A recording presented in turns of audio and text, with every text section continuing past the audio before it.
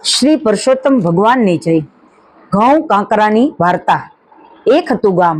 ગામમાં એક સુતારણ રહે, એનું નામ ગંગા। પડોશમાં એક લુહારણ રહે, એનું નામ મંછા। ગંગા ઘણી ગરીબ, એનો ધણી આખો દિવસ મજૂરી કરે ત્યારે માંડ બે માણસનું પેટ ભરાય।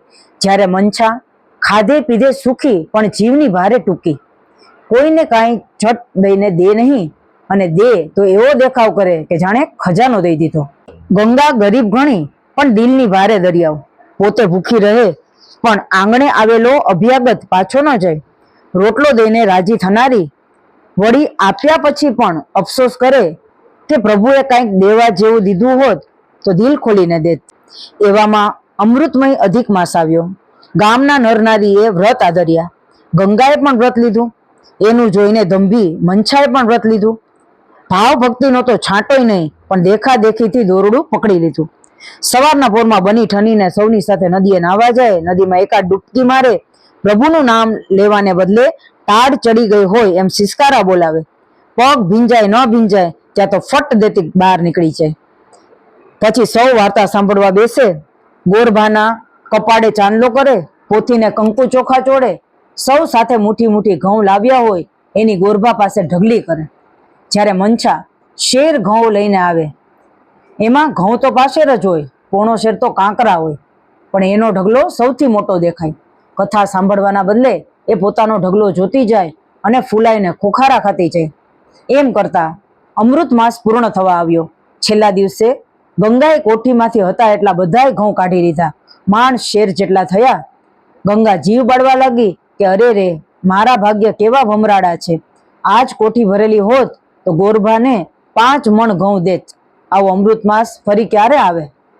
આ બાજુ મંછાને જોખીને શેર ઘઉં લીધા અને અંદર ભેળવ્યા 5 શેર કાંકરા।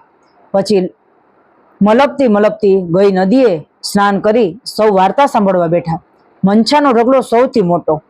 મંછા તો વારે વારે ખોખારા ખાવા લાગી। આ બાજુ વૈકુંઠ લોકમાં લક્ષ્મીજીની મૂંઝવણનો પાર નથી। પ્રભુએ પૂછ્યું, દેવી, મૂંઝવણ શેની છે?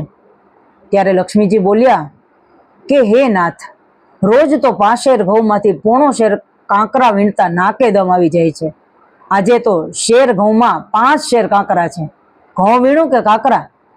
આ સાંભળીને પ્રભુ હસતા હસતા બોલ્યા કે હશે, જેનો જેવો ભાવ એવા તમે થાવ। આ બાજુ ગંગા અને મંછા ઘેર આવ્યા।